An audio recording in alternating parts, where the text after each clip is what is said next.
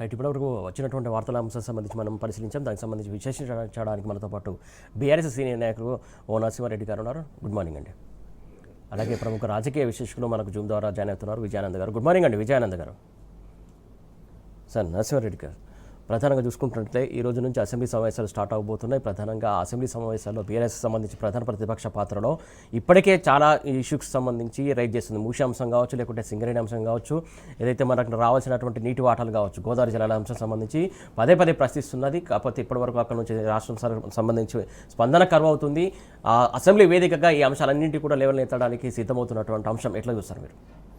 అంటే బేసికల్గా ఏంటంటే కాంగ్రెస్ ప్రభుత్వం ఏర్పడిన తర్వాత రేవంత్ రెడ్డి ముఖ్యమంత్రి అయిన తర్వాత అసెంబ్లీ వ్యవహారాల మంత్రి సీనియర్ నాయకుడిగా చెప్పుకుంటున్న శ్రీధర్ బాబు అఫైర్స్ మినిస్టర్ ఉన్నప్పటికి కూడా అసెంబ్లీ తీరుతెన్నులు ఎట్లున్నాయంటే పూర్తి అప్రజాస్వామికంగా వ్యక్తిగత దాడుల మీద కేసీఆర్ గారిని కించపరిచే వ్యాఖ్యలు, కేటీఆర్ గారిని కించపరిచే వ్యాఖ్యలతో పాటు స్పీకర్ ఎవరైతే ఇక్కడ ప్రసాద్ గారు ఉన్నారో పూర్తిగా ధృతరాష్ట్రంలాగా బయటనేమో కళ్ళు కప్పుకొని అసెంబ్లీ పోతే చెవులు మూసుకొని అసలు మాట్లాడుతుండగానే మైక్ కట్ చేయటము, అసలు టైం ఇవ్వకపోవటము, ఒక్కొక్క బీఆర్ఎస్ నాయకులు మాట్లాడుతుంటే మాజీ మంత్రి హరీష్ రావు గారు మాట్లాడినా కానీ, కేటీఆర్ గారు మాట్లాడినా కానీ మధ్యాహ్నం 8 నుంచి 10 మంది మంత్రులు ఇన్వాల్వ్ కావటము, డిస్టర్బ్ చేయటము, 1 నిమిషం మాట్లాడితే 10 నిమిషాలు మంత్రులు మాట్లాడటం. అంటే ఇవన్నీ ఏంటంటే సభను నడిపే విధానాన్ని బట్టి మనకు అర్థమయ్యేది ఏంటంటే కాంగ్రెస్ ప్రభుత్వానికి ఈ రాష్ట్రంలో అసెంబ్లీ నడపాలంటే భయమవుతుంది. ప్రతిపక్ష పార్టీ బీఆర్ఎస్ పార్టీ వేసే ప్రశ్నలకు కానీ చెప్పే విషయాలకు కానీ జవాబు చెప్పలేని పరిస్థితిలో ప్రభుత్వం ఉందనేది స్పష్టంగా కనిపిస్తుంది. కేసీఆర్ గారు కూడా 9.5 సంవత్సరాలు ముఖ్యమంత్రి కూడా అసెంబ్లీ నడిపినారు. తెలంగాణ రాష్ట్ర ప్రజలు అందరూ చూసినారు. రాత్రి 11:30 వరకు కూడా అసెంబ్లీ నడిపినారు.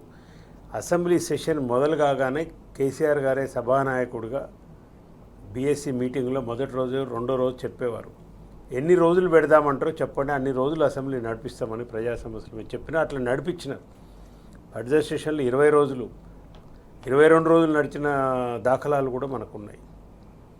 కాబట్టి అసెంబ్లీ బేసికల్గా ఏంటంటే అసెంబ్లీ నడుపుతున్న తీరే చాలా ప్రశ్నార్థకంగా, చాలా లోపభూయిష్టంగా, వ్యక్తిగత హననానికి సంబంధించి, క్యారెక్టర్ అసాసినేషన్ సంబంధించి పచ్చి అబద్ధాలు. ఇంకొకటి ఏంటంటే బేసికల్గా ముఖ్యమంత్రి మాట్లాడే అన్ని పచ్చి అబద్ధాలుగా, రికార్డెడ్గా అబద్ధాలు ఆడటం అనేది మనకు కనిపిస్తుంది.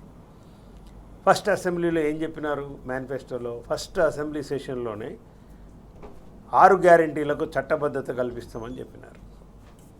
మీరు ఇచ్చిన హామీనే ఫస్ట్ అసెంబ్లీ సెషన్లోనే మేము ఇచ్చిన 6 గ్యారంటీలు 100 రోజులు 13 పథకాలకు సంబంధించి చట్టబద్ధత కల్పిస్తాము. తెలంగాణలో ఏ పౌరుడైనా కానీ మా ప్రభుత్వం కనుక ఇవి ఆచరణలోకి తీసుకురాకపోతే, వాగ్దానాలు అమలు పరచకపోతే మీరెవరైనా కానీ కోర్టు తలుపు కూడా తట్టవచ్చు, లీగల్గా కూడా మీరు ప్రొసీడ్ కావచ్చు అనే అవకాశం మీకు కల్పిస్తామని ప్రజలను నమ్మబలికి ఓట్లు వేయించుకున్నారు. ఇప్పుడు దాదాపు 3వ బడ్జెట్ సెషన్ కూడా అయిపోతుంది. ఇన్నిసార్లు అసెంబ్లీ జరిగింది, ఏ అసెంబ్లీలో కూడా మీరు చట్టబద్ధత కల్పించడానికి మీరు ముందుకు రాలేదు. బీఆర్ఎస్ పార్టీ అడిగితే దానికి సంబంధించి జవాబు లేదు.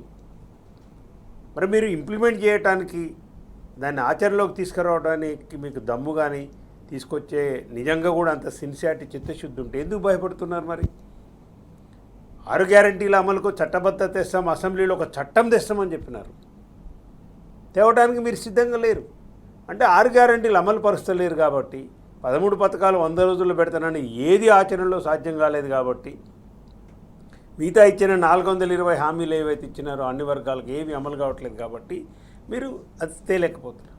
రెండవది, ముఖ్యమంత్రి గారు మాట్లాడుతూ అన్ని అబద్ధాలు. ఈ అబద్ధాలు అనేది ప్రజలు ఎంత గమనిస్తున్నారంటే, ఫస్ట్ అసెంబ్లీ సెషన్లో, సెకండ్ అసెంబ్లీ సెషన్లో వైట్ పేపర్స్ అని ఒకటి పెట్టినారు. బీఆర్ఎస్ పార్టీ హయాం లేదు, అది జరిగిపోయింది, ఇది జరిగిపోయిందని. వాళ్ళు పెట్టిన వైట్ పేపర్లలో వాళ్ళే దొంగలాగా దొరికిపోయినారు. వాళ్ళు పెట్టిన అసెంబ్లీలో వైట్ పేపర్లోనే మరి సోయిని పెట్టిరా, సోయి లేకుండా పెట్టిరా అర్థం కాదు. ఒక ఉదాహరణ చెప్తా.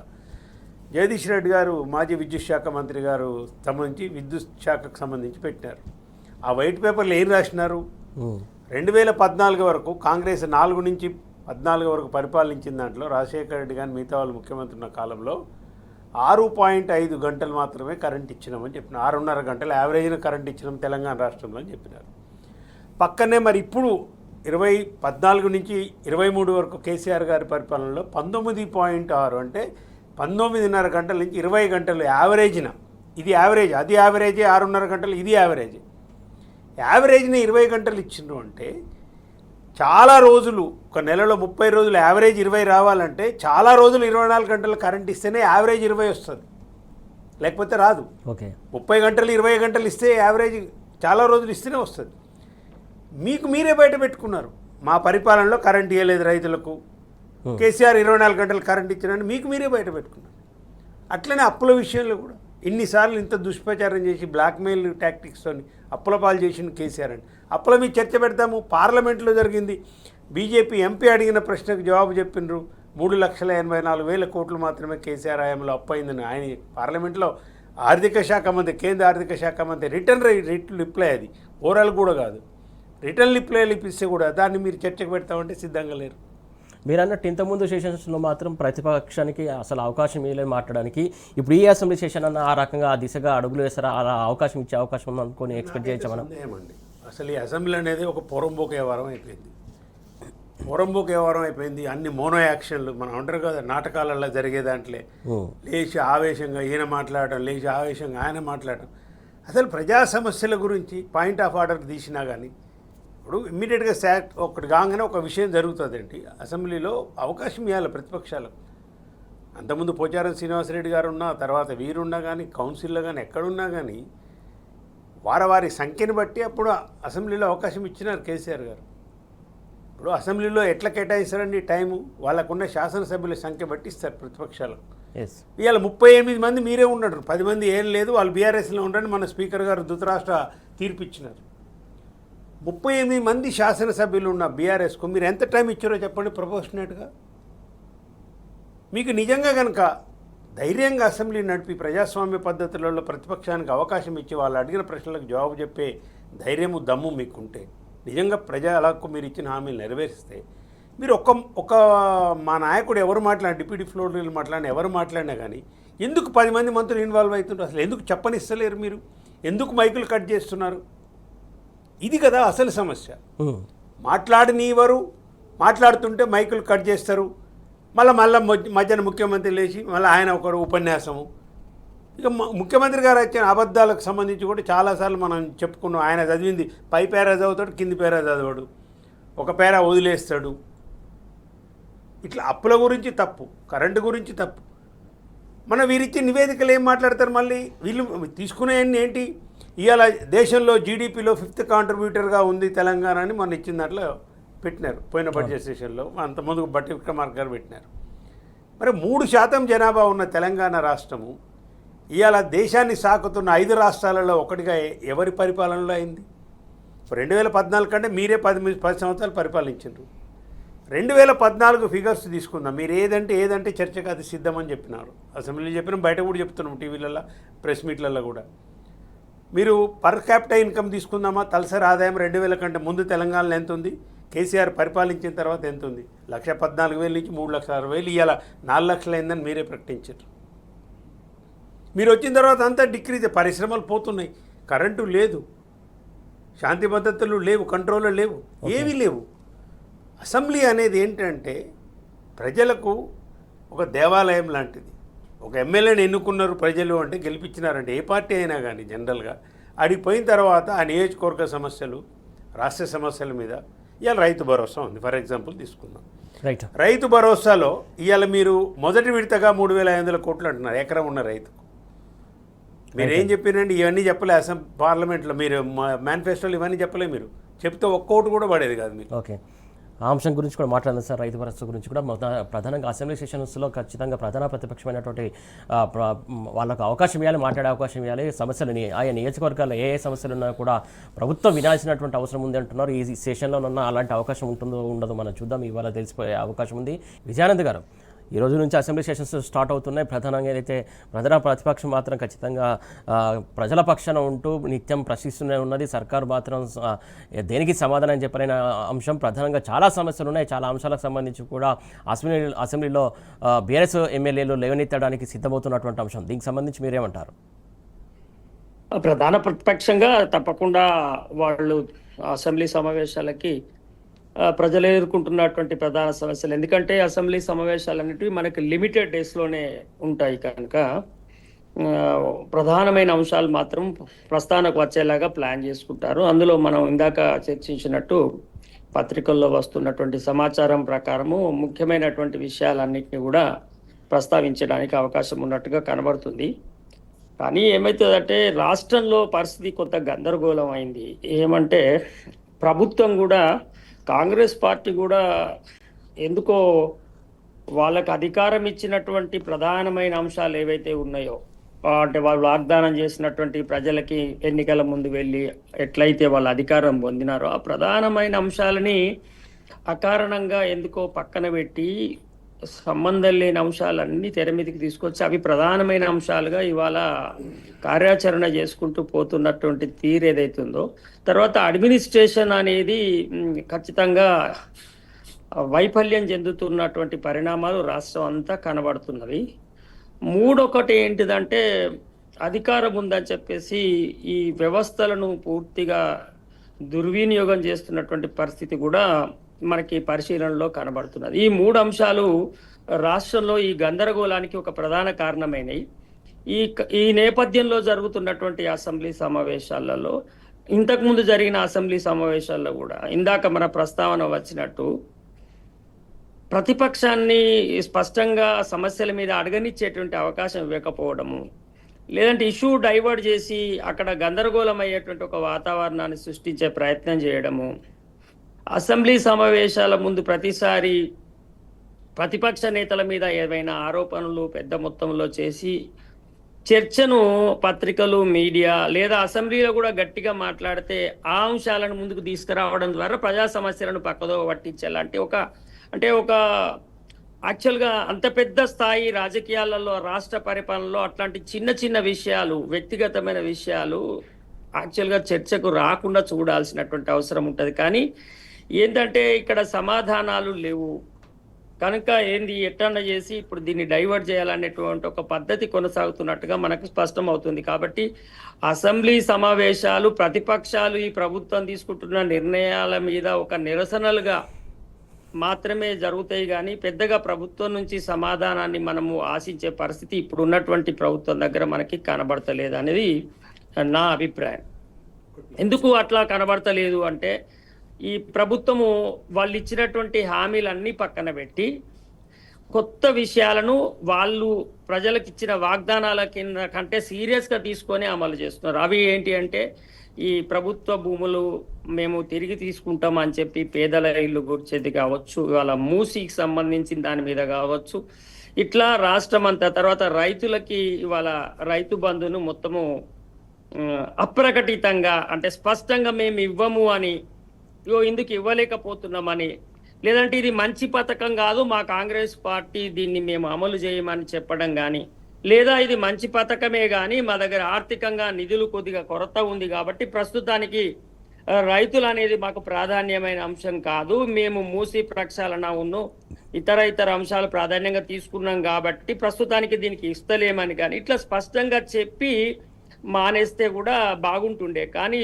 చెప్పకుండానే మానేయడం, తర్వాత ఇవాళ పత్రికల్లో వచ్చినట్టుగా 1 ఎకరానికే ఇస్తాము మిగతా వాటికి ఇవ్వము అని చెప్పి ప్రస్తుతానికని, తర్వాత ప్రతి ఎన్నికలప్పుడు నెక్స్ట్ వారంలో పడతాయని చెప్పి వేయకపోవడం కానీ, ఇట్లా ఏంటంటే ఒక ప్రభుత్వ అధినేతనే అనేక సార్లు ఒకే విషయం మీద చెప్పిన మాటలను నిలబెట్టుకోపోవడం అనేది ఏమైతుందంటే ఈ ప్రభుత్వం మీద ఉన్న క్రెడిబిలిటీ పోయి సీరియస్ గా నిధుల కొరత కాదు, అసలు నిధులే లేవు, ఖజానా ఖాళీ ఉందని చెప్పేసి అనేక సభల్లో సమావేశాల్లో చెప్తున్నటువంటి పరిస్థితి మనం చూస్తా ఉన్నాం ఓపెన్గా. సార్ నిధుల కొరత అని కాదు సార్, ఇక్కడ ఏమైందంటే కన్ఫ్యూజ్. ఇప్పుడు ఏమైంది, వీళ్ళు దారి తప్పినారు. ఇప్పుడు నిధుల కొరత అంటే ఇప్పుడు మూసికి గన్ని వేల కోట్లు పెడతామని ఎట్లా చెప్తారు సార్? ఇప్పుడు కొత్తగా స్కూల్స్ అని తీసుకొస్తున్నారు, వాటికి కొన్ని వేల కోట్ల రూపాయలు అమలు చేస్తున్నారు. కాదు, అక్కడ ప్రాధాన్యత క్రమాలను మార్చుకున్నది కాంగ్రెస్ పార్టీ.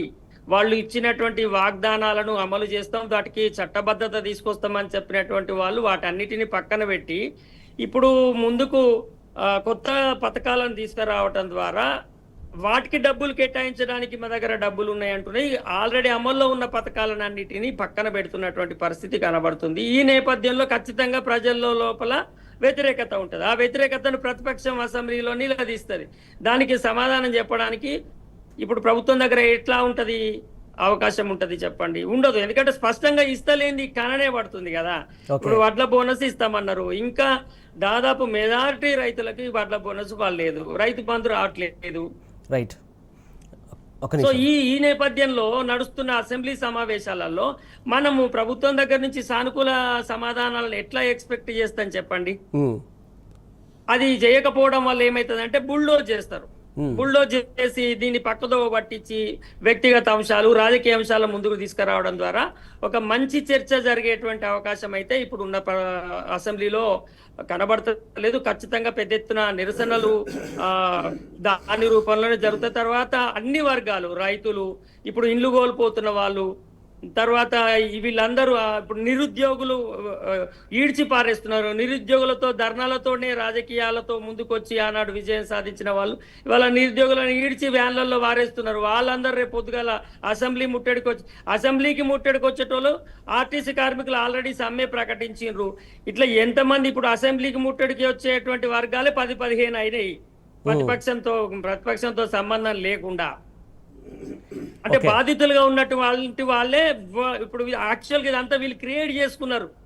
మిస్ అడ్మినిస్ట్రేషన్ తోటి వాళ్ళు ప్రకటించింది కాక వేరే వేరే ప్రాధాన్యత ఇవ్వడం వల్ల ఇన్ని రకాల సమస్యలు రాష్ట్రంలో సృష్టించుకున్నారు. ఇది రేపు పొద్దుగాల అసెంబ్లీ ప్రశాంతంగా ఎట్లా నడుస్తుంది? నడవదు. ఎందుకంటే ఇటు ఆర్టీసీ కార్మికులు సమ్మె ప్రకటించారు, రైతులు ఆల్రెడీ తీవ్రమైనటువంటి ఆగ్రహావేశాలతో ఉన్నారు, నిరుద్యోగులు విపరీతమైనటువంటి ఆగ్రహావేశాలతో వాళ్ళ మెరుపు సమ్మెలు చేస్తే అరెస్ట్ అవ్వడానికి కూడా వెనకాడతలేరు. ఇలాంటి అనేక రకాల పరిణామాలు, సిచ్యువేషన్స్ మధ్య ఇవాళ అసెంబ్లీ జరుగుతుంది. ఈ అసెంబ్లీని ప్రతిపక్ష పార్టీగా అట్ ది సేమ్ టైము పౌర సమాజం, ప్రజలు, ఈ బాధిత వర్గాలు కూడా ఖచ్చితంగా ఈ అసెంబ్లీ సమావేశాలకు వ్యతిరేకంగా పెద్ద ఎత్తున నిరసనలు తెలియజేసే అవకాశాలు మాత్రం తప్పకుండా అన్ని వర్గాలకు సంబంధించి సైరన్ మోగుతున్నటువంటి అంశం, నిరసన వ్యక్తం చేస్తున్నటువంటి అంశం, అసెంబ్లీకి సంబంధించి కూడా నిరసన సేగ తాకొచ్చు అని చెప్పేసి విజయానంద్ గారు చెప్తున్నటువంటి అంశం మీరేమంటారు? నిరసన సేగ ఏందండి, ఇప్పుడు మహిళలకు 2,500 ప్రతి నెల ఇస్తారన్నారు. ఇప్పుడు 4 నెలలు అయిపోయి 28 నెలలు అయిపోయింది, దాదాపు 62,500 ఇలా ఒక్కొక్క మహిళకు. మేమేమంటున్నాం అంటే ప్రజల తరఫు నుంచి ప్రతిపక్షాలు అడిగేది కదా, అసలు మీకు కూడా ఎంత ఆత్మవంచన, మీరు ఎంత మోసం, ఎంత దగా కాంగ్రెస్ పార్టీ. మీరు కొన్ని వాగ్దానాలు ఇచ్చి అవి నమ్మి ప్రజలు మీకు ఓట్లు వేసారు. అధికారంలోకి వచ్చిన తర్వాత ప్రాథమికంగా మీరు ప్రయారిటీగా చేయవలసిన పనులు ఏంది? మీరు ఇచ్చిన హామీలు అమలు పరచాలి. ఎందుకు అమలు పరచలేడానికి ఏంటంటే కారణము కమిషన్ రాదు దీంట్లో. ఇప్పుడు రేవంత్ రెడ్డి కుర్చీ నిలబడ్డది ఆయన అధిష్టానానికి పంపుతున్న డబ్బుల మీద. ఈయన పెద్ద పోటు మునగాడు, ఈయన పొడుచుడని కాదు, ఈయన చేస్తాడని కాదు, ఈ చిల్లరోడ్ అని తెలుసు, రియల్ ఎస్టేట్ బ్రోకర్ అని తెలుసు, ఓటుకు నోటు కేసులు అని తెలుసు, రాహుల్ గాంధీ తెలుసు, సోనియా గాంధీ అన్నీ తెలుసు. కానీ వాళ్ళకు గతి లేదు. వాళ్ళకున్నే 2 రాష్ట్రాలు, హిమాచల్ ప్రదేశ్, వీళ్ళకే డబ్బులు ఇవ్వాలి. కర్ణాటక ఆల్రెడీ బంద్ చేసింది. ఇప్పుడు మహారాష్ట్ర ఎన్నికలకు 1000 కోట్లు రేవంత్ రెడ్డి ఇచ్చి ఇవ్వాలనే కమిట్మెంట్ ఉన్న తర్వాత మంత్రులందరూ కలిసి రైతు బంధు ఎందుకు ఇస్తారండి? రైతు బంధు ఇస్తే కమిషన్ రాదు కదా. మూసీలో అయితే కమిషన్ వస్తుంది, కొడంగల్ నారాయణపేట లిఫ్ట్లో కమిషన్ వస్తుంది, ఇంకో దాంట్లో కమిషన్ వస్తుంది. ఏవైతే కమిషన్లు వస్తాయో నెలకు 1000 కోట్లు 2000 కోట్లు అడిగి పంపాలి. ఇవి కాక ఇప్పుడు మహారాష్ట్రతో పడ్డది. ఇప్పుడు ఇవన్నీ ఏంటి అంటే డబ్బులు జమ చేయడంలో మంత్రులు అందరూ కూడా పోటీ పడుతున్నారు అక్రమ సంపాదనలో. బట్టి విక్రమార్క గారు ఓపెన్గా ఖాతా తెరిచిందని అందరికీ తెలిసే 30% అడుగుతున్నాను, 30% గవర్నమెంట్ అనేది ఆల్రెడీ ప్రాచుర్యంలోనే ఉంది. మేము చెప్పుడు కాదు, బీఆర్ఎస్ పార్టీ ప్రజలే అనుకుంటున్నారు, మాజీ సర్పంచులు చెప్తున్నారు, కాంట్రాక్టర్లు చెప్తున్నారు, బిల్లులో పోయిన ప్రతి ఒక్కటి చెప్తూనే ఉండు.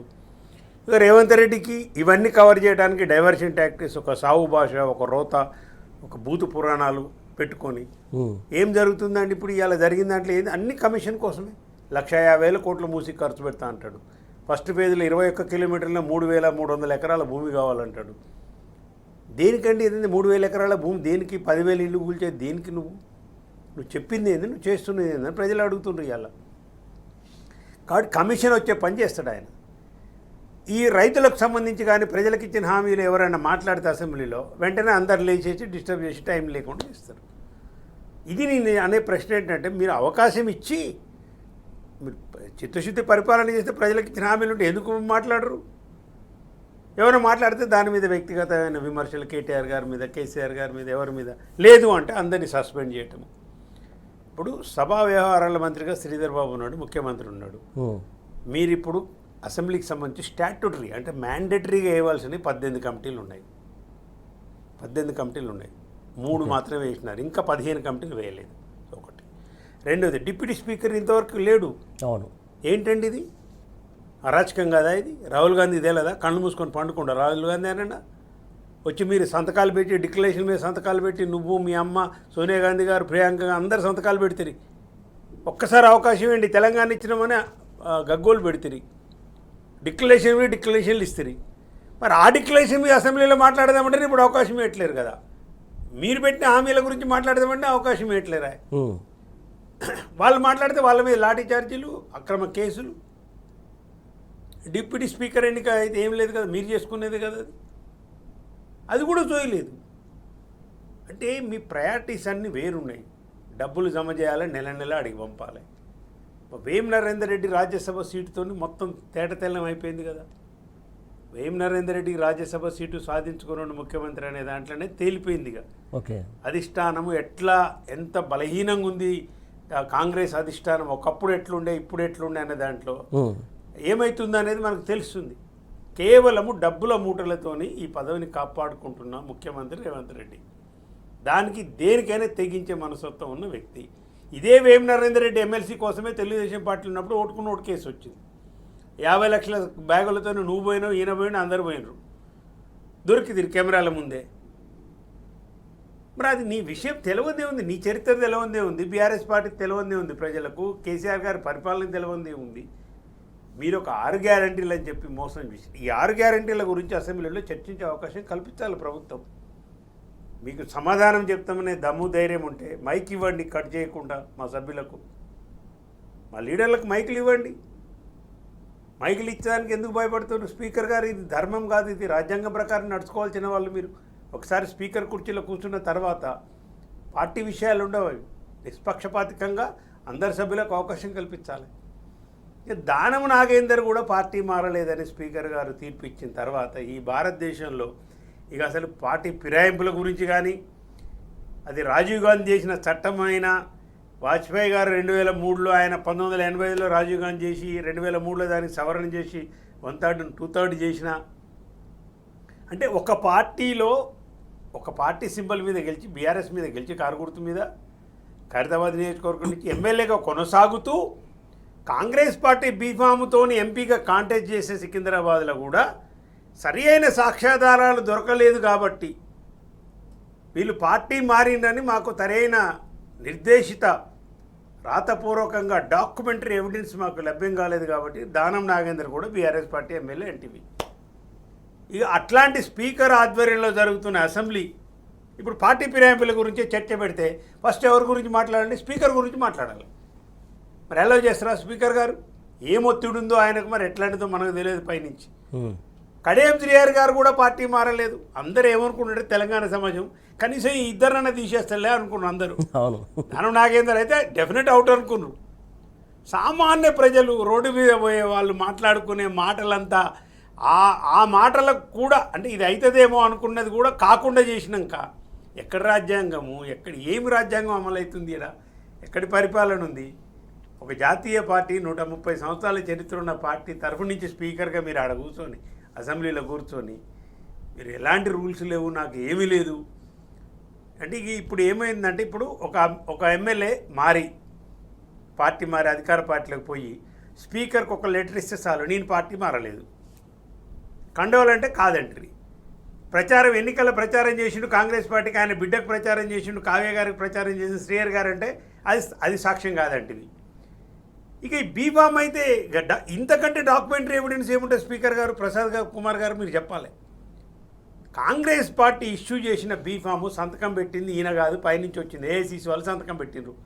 అభ్యర్థుల లిస్టు కేసీ వేణుగోపాల్ గారు ప్రకటించిండ్రు. పార్లమెంట్ అభ్యర్థులు వీళ్ళు రాని అల్లా ఆయన పేరుంది. బీఫాము ఇచ్చిండ్రు, మీరు ప్రచారము చేస్తుంది. దానవ నాగేంద్ర కోసం సీఎం పోయి ప్రచారం చేయలేదా? సభలు లేవా? ఇవి ఎవిడెన్సులు కావంటాడు ప్రసాద్ గారు.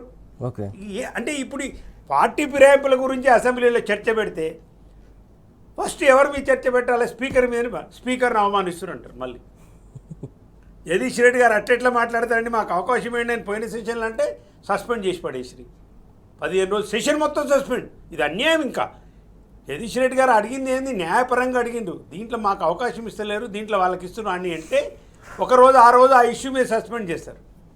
జగదీష్ రెడ్డి గారిని మొత్తం అసలు ఆ సెషన్ మొత్తం సస్పెండ్ చేసేసి ఏంటండి ఇది? రాక్షసం. ఎంత అరాచకం ఇది! ఎక్కడ రాజ్యాంగం ఉంది? ఇక్కడ ఎన్నుల రాజ్యాంగం నడుస్తుంది కానీ, రేవంత్ రెడ్డి రాజ్యాంగం నడుస్తుంది కానీ, అసలు కాంగ్రెస్ పార్టీకి ఓ జాతీయ పార్టీ పైన ఉన్న నాయకులకి ఏమన్నా సోయిందా? అసలు ఏం జరుగుతుంది? అప్పచెప్పిపోయినరు. ఈ దొంగకు తాళ చేతులు ఇచ్చినమని ఏం లేదు. వాళ్ళకి 1000 కోట్లు వస్తున్నాయి, 1500 కోట్లు నెల వస్తుంటే చాలని వాళ్ళు కూర్చుంటారు. రైట్ అండి. రైట్. అసెంబ్లీలో జరిగే సమావేశాలు కావచ్చు, లేకుంటే ఇచ్చినటువంటి హామీలు కావచ్చు, అవన్నింటికి సంబంధించి కూడా మాట్లాడే అవకాశం ఇవ్వాలి ఖచ్చితంగా. కాంగ్రెస్ సర్కార్ ఏం చేస్తుందో తెలుసు. అలాగే రాహుల్ గాంధీ కావచ్చు, ప్రియాంక గాంధీ కావచ్చు, ఇలాంటి హామీలు ఇచ్చారు. ఆ హామీల గురించి కూడా ప్రస్తావించడానికి ప్రధాన ప్రతిపక్షానికి అవకాశం ఇవ్వాలని చెప్పేసి మీరు కోరుతున్నారు. విజయానంద్ గారు, ఏదైతే రైతులకు సంబంధించి, రైతు భరోసాకు సంబంధించి ఎకరానికైనా ఒక మాట కావచ్చు, లేకుంటే ఏదైతే ఆదిలాబాద్ జిల్లాలో చూస్తున్నాం మనం, ఏదైతే వాళ్ళు వినూత్న నిరసన తెలుపుతున్నటువంటి అంశం యాసంగికి సంబంధించి కావచ్చు, భరోసాకు సంబంధించి కావచ్చు, దాని గురించి మీరేమంటారు? రైతుల పట్ల ఈ ప్రభుత్వము చాలా దుర్నీతిని ప్రదర్శిస్తున్నది. రైతు బంధు అనేది రైతులకి ఎంతో కొంత ఆసరా ఇచ్చినటువంటి పథకము. ఇది అందరూ పార్టీలకు అతీతంగా యాక్సెప్ట్ చేసిన పథకం. దాని మీద ఒకలాంటి ప్రజలలో, రైతులలో ఒక ద్వేష భావన ప్రచారం చేసి ఎక్కువ భూమి ఉన్న వాళ్ళకి ఇస్తున్నారని చెప్పి దానిలో అట్లా ఇట్లా చేసి దాని మీద ఒక మలినం చేసేసి ఆ పథకాన్ని దెబ్బతీసేటువంటి ప్రయత్నము, దాన్ని వాడుకున్నారు. ఇప్పుడు రైతులు కూడా కొంత వాస్తవంగా రూరల్లో నమ్మినారు. వాళ్ళకు ఒకలాంటి ఇప్పుడు మానసిక భావనలు సార్, ఇప్పుడు ఏదైనా ఎమోషనల్స్ మీద ఈ ప్రజానీకము పనిచేస్తుంటది.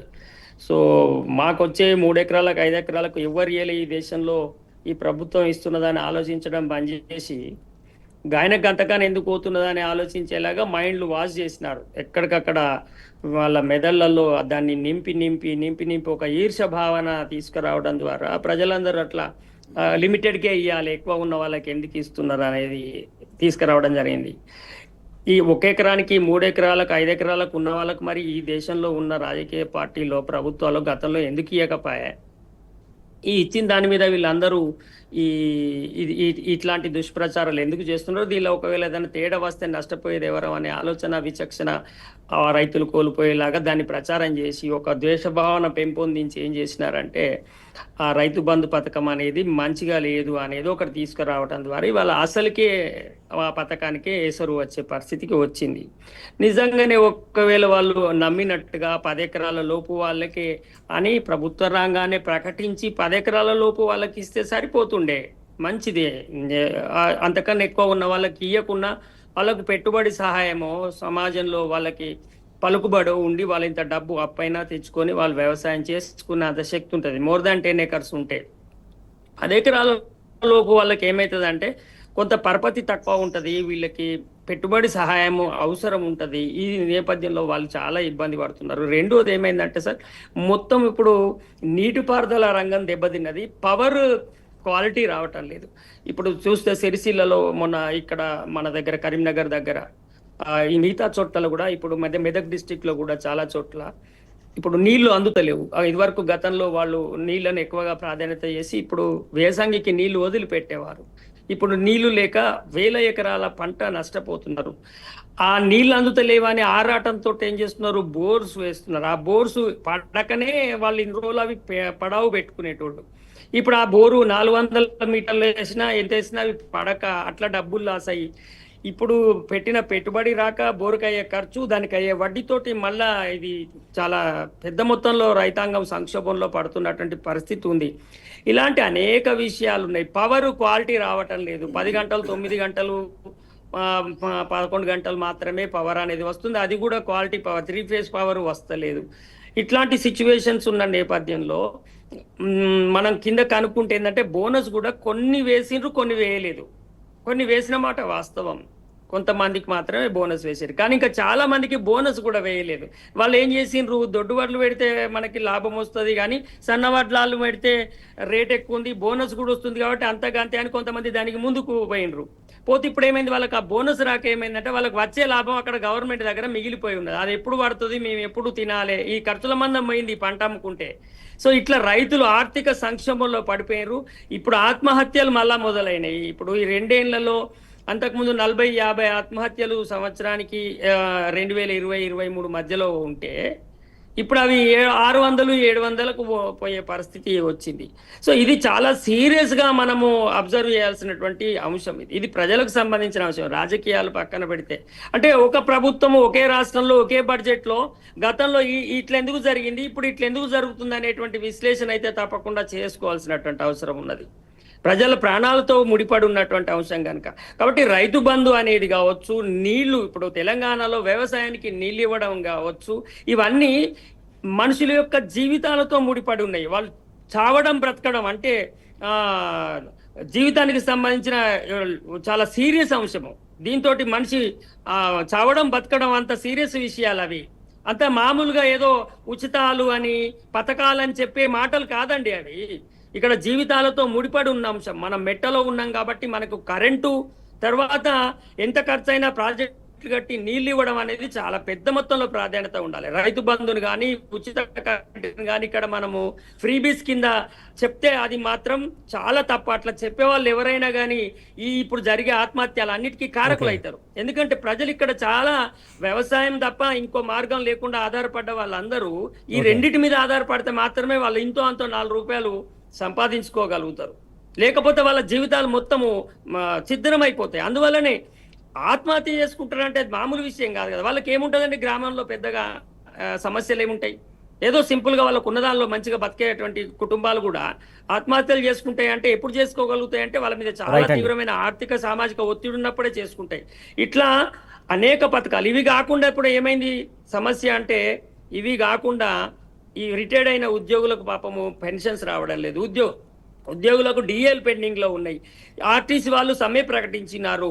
ఖమ్మంలో వేలాది మంది ఇవాళ నిరాశ్రయులై రోడ్డు మీద పడి ఆహాకారాలు చేస్తున్నారు. మూసీలో మొత్తము ఆ 17 కిలోమీటర్లో 18 కిలోమీటర్ 1800 కుటుంబాలు వాటిని ఆనుకొని ఉన్న పరిసరాలన్నీ నిద్రలేని రాత్రులు గడుపుతున్నాయి. అంటే ఇట్లా ఒక ప్రశాంతత లేని ఒక పరిస్థితులు ఇవాళ క్రియేట్ చేసిన. దీనిలో ఏది కూడా కొత్తగా వీళ్ళు సృష్టించి చేయాల్సినటువంటి అవసరం లేకుండే ఉన్నది ఉన్నట్టు నడిపించేసి నెక్స్ట్ ఎన్నికలలో మేము మూసీని ప్రక్షాళన చేయబోతున్నాము, మేము ఇట్లాంటి ఎడ్యుకేషన్ విషయంలో ఈ పాలసీ తీసుకురాబోతున్నాం అనేటివి కొత్తగా వాళ్ళు ప్రకటించి ఎన్నికలకు వెళ్ళుంటే ప్రజలు మ్యాండేట్ ఇచ్చిర్రు అనుకోండి, మొత్తం ఈ ఇళ్ళన్ని కూలగొడతాము, ప్రభుత్వం భూములలో ఆక్రమించినారు, వీళ్ళు ఎఫ్డిఎల్లో కట్టుకున్నారు, ఇవన్నిటిని మేము తీసుకోవడం మా విధానం అని చెప్పి నెక్స్ట్ ఎన్నికలు, ఇప్పుడు ఈ ఎన్నికలలో అవి చెప్పలే కదా వాళ్ళు, నెక్స్ట్ ఎన్నికలలో చెప్పిపోతే మరి రేవంత్ రెడ్డి గారు అన్నట్టు 31 దాకా ఉండొచ్చు, ప్రజలు అవకాశం ఇస్తే 50 దాకా కూడా కొనసాగవచ్చు, మంచిదే కదా.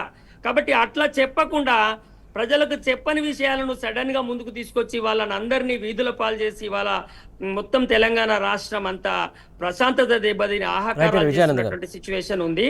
ఇది ఇది ఇది మంచిది కాదు రాష్ట్రానికి, ఈ ప్రభుత్వానికి. నిజంగా కాంగ్రెస్ పార్టీకి ఇది మంచిది కాదు. కాంగ్రెస్ పార్టీకి వచ్చిన అవకాశాన్ని కాంగ్రెస్ పార్టీ నాదు ఉద్దేశంలో చాలా దుర్వినియోగం చేసుకుంటుందేమో అనేటువంటి భావన మాత్రం తప్పకుండా నాకుంది. దీని పరిణామాలు ఆ పార్టీ రేపు ఎదుర్కొంటది. రైట్, ఖచ్చితంగా. ఏదైతే మూసే అంశం కావచ్చు, లేకుంటే మిగతా అంశం సంబంధించి నరసింహారెడ్డి గారు ప్రధానంగా ఏదైతే రైతు బంధు అంశం సంబంధించి కాంగ్రెస్ సర్కారు పూటకు మాట గడికొక మాట మాట్లాడుతున్నటువంటి అంశం రైతులు ఇలా ఎందుకు మోసం చేస్తుంది అనుకోవాలి? ఇప్పుడు రైతు బంధు అనేది ఒట్టిగా ఏదో ఒక కేసీఆర్ గారు ఒక వాగ్దాన రూపంలో దాన్ని చూడకూడదండి. చాలా పాక్షికంగా ఇష్యూని చూసినట్టయితే 3 ఎకరాలకు ఇస్తుండ్రా 5 ఎకరాలకు ఇస్తుండ్రా అది కాదు అసలు. ఇష్యూ ఏంటంటే కేసీఆర్ గారు ముఖ్యమంత్రి అయిన తర్వాత, తెలంగాణ రాష్ట్రం ఏర్పడ్డ తర్వాత అసలు ఈ రాష్ట్రంలో మన పరిపాలన మొదటి క్యాబినెట్లోనే మన పరిపాలనలో అసలు ప్రాధాన్యత క్రమం ఏంది, మనము ఈ ఫస్ట్ 5 సంవత్సరాలు వచ్చే దాంట్లో ఏది మనము ప్రాధాన్యత క్రమంలో తీసుకొని ధ్వంసమైన తెలంగాణ ఎట్లా బయటపడాలన్న దాంట్లో ఆయన ఫస్ట్ ఎంచుకుంది వ్యవసాయం. ఎందుకంటే దాంట్లోనే నీళ్లు నిధులు నియామకాలకు సంబంధించి నీళ్లు ఉన్నాయి కాబట్టి మనకు రాలేదు, మనం తెలంగాణ వెనక నెట్టివేయబడ్డం అన్న దాంట్లో నిధులు రావాలి ఫస్ట్. కాబట్టి వ్యవసాయాన్ని ప్రాధాన్యత క్రమంలో తీసుకొని నిండు అసెంబ్లీలో పలుసార్లు ప్రెస్ మీట్లలో అసెంబ్లీలో కూడా చెప్పినారు, మాది అంటే బీఆర్ఎస్ ప్రభుత్వము ఫార్మర్ సెంట్రిక్ గవర్నమెంట్, రైతు కేంద్రంగానే మా పరిపాలన ఉంటుంది, రైతు కేంద్రంగానే మా చట్టాలు ఉంటాయి అని అతి స్పష్టంగా పలుసార్లు కేసీఆర్ గారు తన పరిపాలన గురించి, తన ప్రభుత్వం గురించి, తను చేసే చట్టాల గురించి చెప్పిన వ్యక్తి కేసీఆర్ గారు. సంక్షోభంలో వ్యవసాయాన్ని ఎట్లా మళ్ళీ దాన్ని పండుగలాగా చేయాలి, రైతు కాలు మీద కాలు వేసుకొని ఉండే విధంగా భారతదేశంలో తెలంగాణ వ్యవసాయము, తెలంగాణ రైతు నెంబర్ 1గా ఉండాలంటే ఏమి చేయాలని అధ్యయనం చేసి ప్రవేశపెట్టింది రైతు బంధు. ఏదో పిచ్చాపాటి మాటలతోనేదో ఇది కాదు, వ్యవహారం చేసింది కాదు ఆయన. పెట్టుబడి సహాయము రైతుకు అన్నది ఈ ప్రపంచంలో ఎక్కడ లేదు, భారతదేశంలో కాదు. దీన్ని మళ్ళీ బీజేపీ ప్రభుత్వం, ఎన్డీఏ ప్రభుత్వం కాపీ కొట్టే కిసాన్ సమ్మాన్ యోజన అని, తర్వాత వాళ్ళు కూడా భారతదేశంలో ఉన్న 14 కోట్ల రైతులకు ఇది 2,000 3,000 ఏదో ఇస్తున్నారు. ఎందుకు ఈ పథకానికి ఇంత ప్రాముఖ్యత ఉంది అంటే వ్యవసాయ సంక్షోభంలో పడి మొత్తం ఉత్పత్తి పోయింది, పల్లెలు నిర్వీర్యం అయిపోయినాయి అని చెప్పేసి మళ్ళీ పల్లెల్లో ఎకానమిక్గా మహాత్మా గాంధీ గారు కలలు కన్నా భారతదేశం ఆత్మ ఎక్కడ ఉందంటే పల్లెల్లో ఉందంటే, పల్లెలు మళ్ళీ గ్రామ స్వరాజ్యం తీసుకురావాలంటే ఫస్ట్ పల్లెలు పచ్చబడాలంటే రైతు బాగుండాలి. 70% పీపుల్ దాని మీద బతుకుతున్నారనే ఉద్దేశంలో ప్రవేశపెట్టింది రైతు బంధు. అందుకే కేసీఆర్ గారి కమిట్మెంటు మనం గమనించాలి ఒకసారి. ఈ దుర్మార్గులకు ఆ కమిట్మెంట్ లేదు కాబట్టే ఇవాళ చేయట్లేరు. ఇది విషయం. ఏంటి, కరోనా టైం ఉన్నప్పటికీ కూడా 18 నుంచి 11 విడతలుగా ఎమ్మెల్యేల జీతాలు 3 నెలలు 4 నెలలు ఆపి, మంత్రుల జీతాలు ఆపి 11 విడతలుగా 73,000 కోట్ల రూపాయలు 70 లక్షల మంది రైతులకు వేసినారు. 4,500 వేసినారు, తర్వాత 5,000 వేసినారు. ఈ దుర్మార్గుడు వీళ్ళు కాంగ్రెస్ పార్టీ ఇచ్చిన హామీ కేసీఆర్ 10,000 ఇస్తుండు, 2 పంటలకే ఇస్తుండు, మేము 3 పంటలకు ఇస్తాం 15,000 ఇస్తామని చెప్పి ఆశపడ్డారు రైతులు. ఇప్పుడు నువ్వు 15,000 ఇస్తానన్నది ఆయనే మీటింగ్ పెట్టి చెప్తాడు 12,000 అంటాడు. ఎంత దుర్మార్గం అండి ఇది. నువ్వు ఇచ్చిన హామీని నువ్వే తగ్గిస్తావా? 12,000 అండి, 12,000 చక్కగా ఇచ్చిండా. ఇప్పుడు 5 విడతలుగా పడవలసిందంటే నువ్వు వేసింది 2 సార్లు. ఈ యాసం కూడా ఇప్పుడు అయిపోతుంది, ఇంకో వారం రోజులు అయితే. ఇప్పుడు 3 విడతలుగా ఇస్తానంటాడు. కేసీఆర్ గారు చెప్పిన ప్రకారము నాట్ల ముందు అదును మొదలు కాగానే ఇచ్చిన డబ్బులు టక్క 3 డిపార్ట్మెంట్ల నుంచి, ఫైనాన్స్ డిపార్ట్మెంట్ నుంచి, వ్యవసాయం డిపార్ట్మెంట్ నుంచి, బ్యాంకుల నుంచి 3 మెసేజ్లు ప్రతి రైతుకు 70 లక్షల మంది రైతులకు ఇచ్చారు. నువ్వు ఎందుకు ఇవ్వలేకపోతున్నావు? కరోనా కంటే బ్యాడ్ ఉందా? ఇప్పుడు కరోనా మొత్తం దేశం మొత్తం లాక్డౌన్ అయిపోయింది, ఇటు మనుషులే కదలలేదు. ఆ టైంలో కూడా రైతులు బంధు ఆగొద్దని చెప్పి ఇచ్చినాడు కేసీఆర్ గారు. వ్యవసాయాన్ని ఒక పండుగలాగా చేసినాడు. పండిన ప్రతి గింజను కొన్నాడు 27,000 కోట్లు పెట్టి. 9.5 సంవత్సరాల కేసీఆర్ గారి పరిపాలనలో 4.5 లక్షల కోట్లు వ్యవసాయం మీద ఖర్చు పెట్టిండు.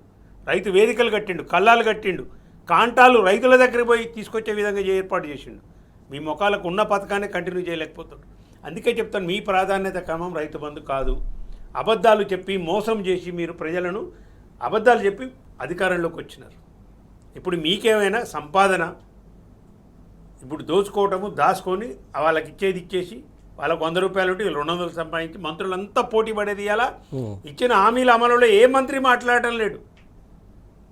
ఎవరి శాఖల వాడు ఎట్లా దోసుకోవాలి, ఎట్లా దాచుకోవాలి, ఎట్లా ముఖ్యమంత్రిని కావాలి అని బట్టిగారు పోటీ పడుతుండు, ఉత్తమ్ కుమార్ రెడ్డి పోటీ పడుతుండు, వెంకరెడ్డి పోటీ పడుతుండు.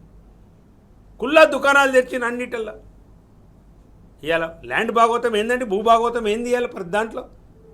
ప్రతి ఒక్కరి మీద వచ్చే ఆరోపణలు ఏందండి ఇవాళ? ఏమైనా మాట్లాడుతుండ్రా? అసలు ఎవరన్నా మాట్లాడితే వింటున్నారా? ఏ పత్రికలన్నా రాస్తున్నాయండి? ఆంధ్రజ్యోతి రాయదు, ఈనాడు రాయదు, ఏది రాయదు, ఏ టీవీలు చూపించవు. మూసీ బాధితుల గురించి కేటీఆర్ గారు అక్కడ పెడితే ఎందుకు రాయారండి మీరు? ఏం కొత్త పథకమా ఇది? 16,500తో మొత్తం మూసిని మొత్తం బాగు చేయొచ్చు అంటే 1,50,000 కోట్లు పెడతానట్టు 21 కిలోమీటర్లో బాపు ఘాట్ వరకు చేసే దాంట్లో 3,300 ఎకరాలండి. అసలు ఏం నాకైతే అది అర్థం కావట్లే. 3,000 ఎకరాలు దేనికండి? మూసీ ఎంత ఉంది? ఆ నుంచి 21 కిలోమీటర్లు ఉంది అంటే మూసీ నది గర్భం నుంచి ఇటు కిలోమీటర్ అటు కిలోమీటర్. నిర్మాణాలు ఇయ్యాల చెప్తున్నా నేను మధు పార్కును కూలగొట్టే దగ్గర నువ్వే ఒక నిర్మాణాన్ని చేపట్టబోతున్నావు, పెద్ద బిల్డింగ్ చేపట్టబోతున్నావు. వాళ్ళకేమో బఫర్ జోన్లు అంటావు, అదే బఫర్ జోన్లు ఉన్నాయి కాబట్టి కూలగొడుతున్నాయని చెప్పి అదే బఫర్ జోన్లో ప్రభుత్వం ప్రైవేట్ వాళ్ళకి ఇచ్చి బిల్డింగ్లు కట్టివచ్చా? అప్పుడు రూల్స్ అతిక్రమణ కాదు ప్రభుత్వం కడితే.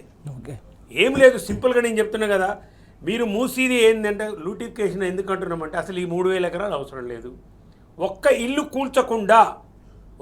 కూల్చకుండా మూసీని 16,500 కోట్లతో బాగు చేయొచ్చు. దాంట్లో కొండపోచమ్మ సాగర్ నుంచి నీళ్ళని తీసుకొచ్చి గోదావరి నీళ్ళని తీసుకొచ్చి వేసే పథకం కూడా ఉంది.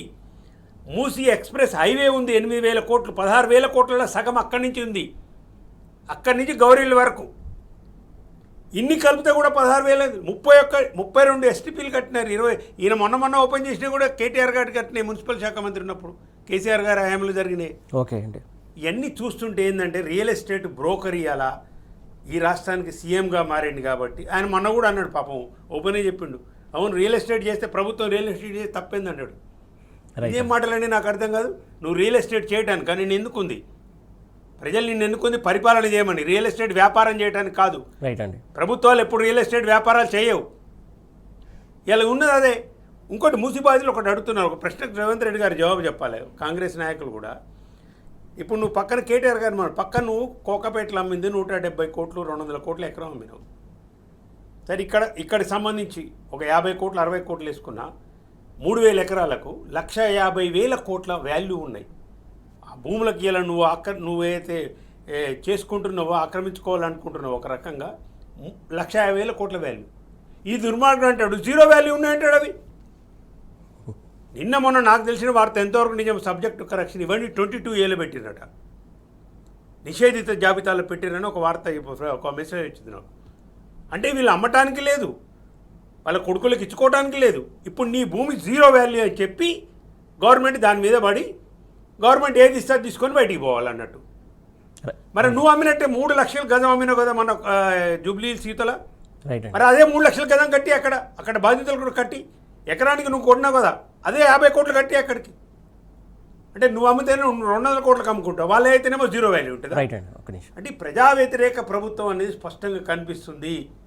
రైతు బంధు విషయంలో కేసీఆర్ గారు స్పష్టంగా చెప్పి రైతులకు అందించిండు, వ్యవసాయాన్ని ఓకే నెంబర్ 1గా నిలబెట్టిండు.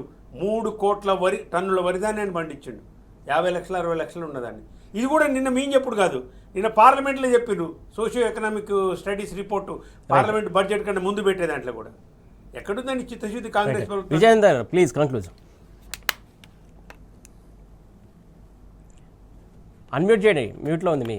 రాష్ట్రం మొత్తంలో ఎక్కడ చూసినా కానీ ఇప్పుడు విపరీతమైనటువంటి నిరసనలు ఆందోళనలతో అట్టుడుతున్నటువంటి పరిస్థితి ఉంది.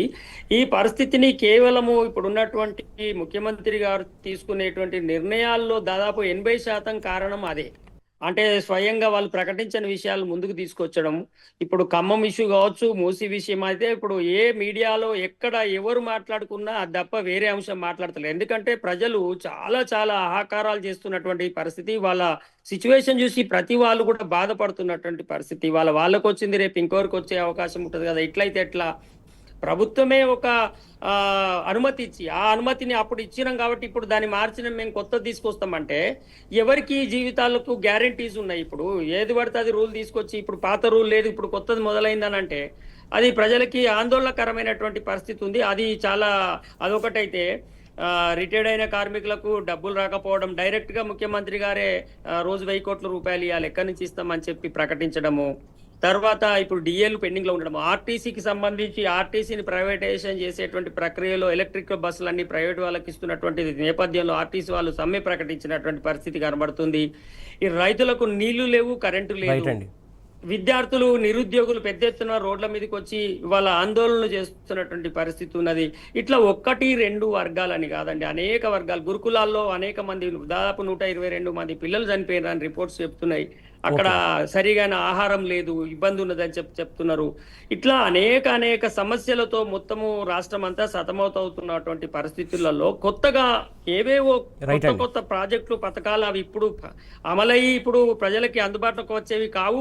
అవి ఎప్పుడైతాయో తెలియదు. వాటికి వేల కోట్ల రూపాయలు డబ్బులు లేవు. ఇవన్నీ ముందడుగు తీసుకొచ్చి సజావుగా నడుస్తున్న రాష్ట్రాన్ని గందరగోళం గురి చేసే పరిస్థితి ఉంది. ఈ నేపథ్యంలో తప్పకుండా ప్రతిపక్ష పార్టీ, ఈ అధికార పార్టీ తీసుకుంటున్నటువంటి ఇట్లాంటి నిర్ణయాలని తప్పకుండా అడ్డుకొని ప్రజల పక్షాన నిలబడాలి. ఒకవేళ ఈ ప్రభుత్వము తీసుకునే విధానాలు కరెక్ట్ అంటే నెక్స్ట్ అసెంబ్లీలో వాళ్ళు వీటిని మేనిఫెస్టోలో పెట్టుకొని ప్రకటించుకొని విజయం సాధించి రేపు అమలు చేసుకుంటే కూడా ఎవరికి అభ్యంతరం ఉండదు.